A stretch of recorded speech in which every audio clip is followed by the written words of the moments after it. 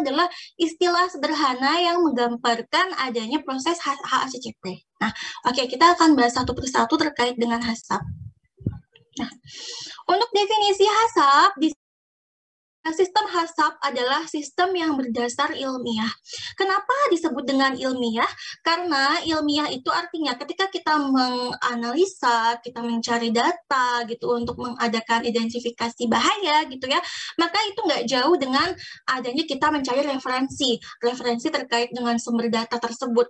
Bisa mengacu kepada regulasi, bisa mengacu kepada data histori atau riwayat kejadian yang sudah terjadi, bisa kepada fenomena atau misalnya jurnal-jurnal penelitian terkait. Nah, itu masuknya kepada ilmiah ya. Kan nanti kita akan berhubungan dengan data-data yang memang nanti harus dirujuk kepada sumber ilmiah untuk membantu kita mengidentifikasi bahaya yang muncul seperti itu. Dan sistematis. Kenapa disebut sistematis? Karena HACCP itu punya 12 langkah berurutan yang memang harus kita penuhi, kita lakukan secara berurutan, secara saling berurutan satu sama lain, 7 prinsip yang harus kita penuhi, dan harus ada urutan-urutannya yang memang nanti secara tersistem bisa membantu kita untuk menganalisa bahaya seperti itu. Jadi ada langkah-langkah yang berurutan. Makanya disebut kepada sistem yang ilmiah dan sistematis ya. Nah, tujuannya adalah untuk mengidentifikasi bahaya spesifik ya, terutama bahaya spesifik ya.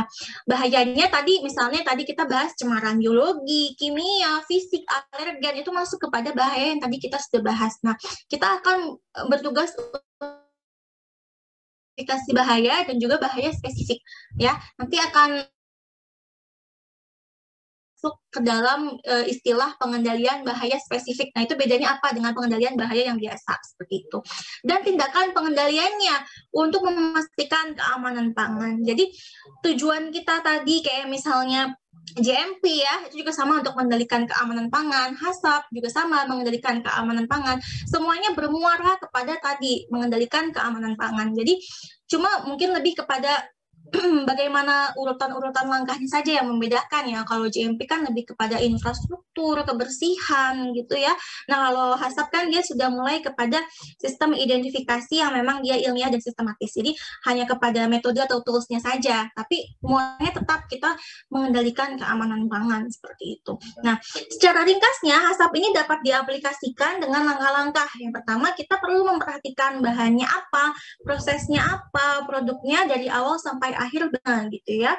Kemudian kita mengidentifikasi bahaya potensial atau bahaya-bahaya apa saja yang bisa muncul dari setiap proses, dari setiap bahan gitu ya. Kita kenali bahaya-bahayanya apa.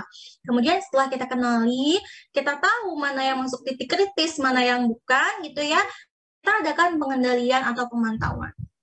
Ya, kemudian lakukan dokumentasi dan pencatatan serta memastikan penerapannya ini efektif dan berkesinambungan. Nah, itu adalah secara ringkas terkait dengan langkah-langkah HACCP. Nah, ini belum yang 12 langkah ya, ini hanya introduction aja mengenai langkah-langkahnya, kurang lebih nanti kita akan belajarnya seperti ini, seperti itu ya.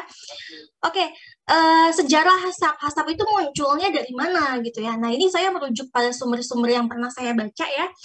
Pertama, untuk HACCP di sini diturunkan dari adanya engineering system failure mode and effect analysis ya. Jadi kepada sistem engineering ini terkait dengan HACCP, kemudian diadopsi oleh NASA ya, American Space Program tahun 1960-an memastikan keamanan pangan untuk astronot. Jadi dulu itu ketika kita mengirim astronot gitu ya berangkasa, itu juga bawa perbekalan makanan. Nah, pastikan perbekalan makanan yang dibawa oleh astronot ini juga aman sampai dibawa ke luar angkasa, dan itu butuh yang namanya HACCP ya.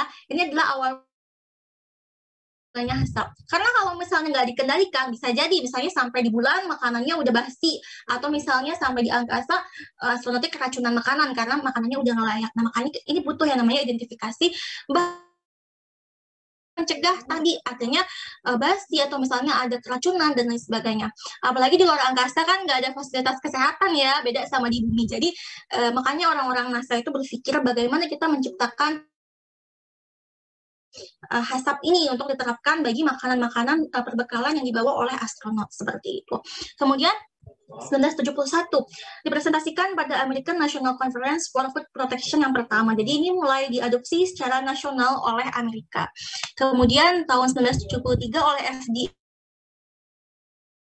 mulai diaplikasikan pada Low Acid Canned Food Regulations, dan tahun 88 sampai 95 sudah mulai masuk ke dalam peraturan keamanan pangan di beberapa negara barat. Jadi berangkat dari adanya regulasi yang muncul baru kemudian di negara barat. Nah, next time setelah tahun 95 mungkin sudah mulai meluas ke negara-negara Asia, termasuk kepada Indonesia. Nah, jadi itu adalah sejarah HACCP itu munculnya dari mana gitu ya, identitas munculnya dari mana seperti itu. Oke, di sini ada 7 prinsip HACCP ya, nanti mungkin ketika kita lihat di 12 langkah, dia akan masuk ke dalam 12 langkah ya.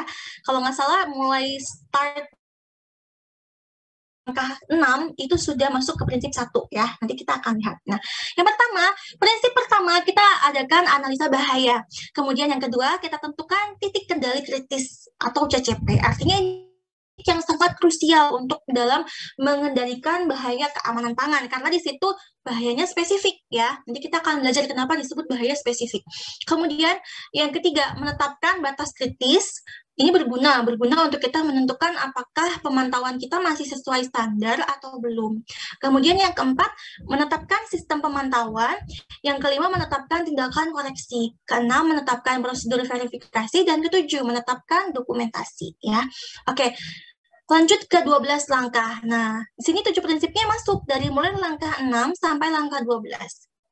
Ya, kemudian langkah awalnya apa saja? Nah, ini adalah 1 sampai 5 ini adalah langkah-langkah awal sebelum masuk ke dalam pelaksanaan prinsip HACCP. Ya, yang pertama kita bentuk timnya dulu, ada dulu nih orang-orangnya untuk bisa memandu adanya proses HACCP di dalam perusahaan. Kita bentuk tim HACCP. Kemudian yang kedua kita buat deskripsi produknya namanya apa, komposisinya dari mana, karakteristik produknya apa.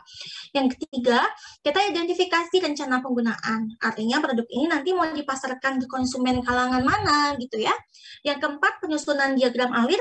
Diagram alir prosesnya nanti akan berangkat dari proses mana sampai mana. Kemudian yang kelima, verifikasi diagram alir di lapangan. Nah, yang 6 sampai 12 itu sama seperti tadi yang 7 prinsip tadi, kurang lebih kayak analisa bahaya, menentukan CCP, batas kritis ya, sistem pemantauan, tindakan koreksi, verifikasi, dan dokumentasi. Nah, langkah yang ke-12 ini bukan langkah khusus ya, artinya gini, ketika teman-teman Bapak Ibu sudah mendokumentasikan setiap langkah dari 1 sampai 11, maka langkah 12 itu akan terlaksana dengan sendirinya gitu. Ini hanya menekankan bahwa baiknya ya harusnya sistem HACCP itu punya dokumen gitu ya, karena kita punya bukti dari setiap pengendalian bahaya ya, juga nggak cuma dari 1 sampai 11 saja, tapi kita juga punya beberapa form pemantauan, punya beberapa SOP pemantauan yang memang nanti akan mendukung adanya pelaksanaan HACCP. Jadi utamakan punya dokumentasinya juga seperti itu. Oke, ini untuk 12 langkah ya Bapak Ibu terkait dengan HACCP, mungkin sudah familiar nih, mungkin untuk yang sudah bekerja di industri makanan sudah pernah belajar, atau mungkin bagi teman-teman yang belajar atau kuliah di teknologi pangan atau yang basicnya ilmu pangan pasti sudah pernah mengenal terkait dengan 12 langkah HACCP ini. Oke, kita refresh dulu ya untuk langkah pertama terkait dengan membentuk tim HACCP.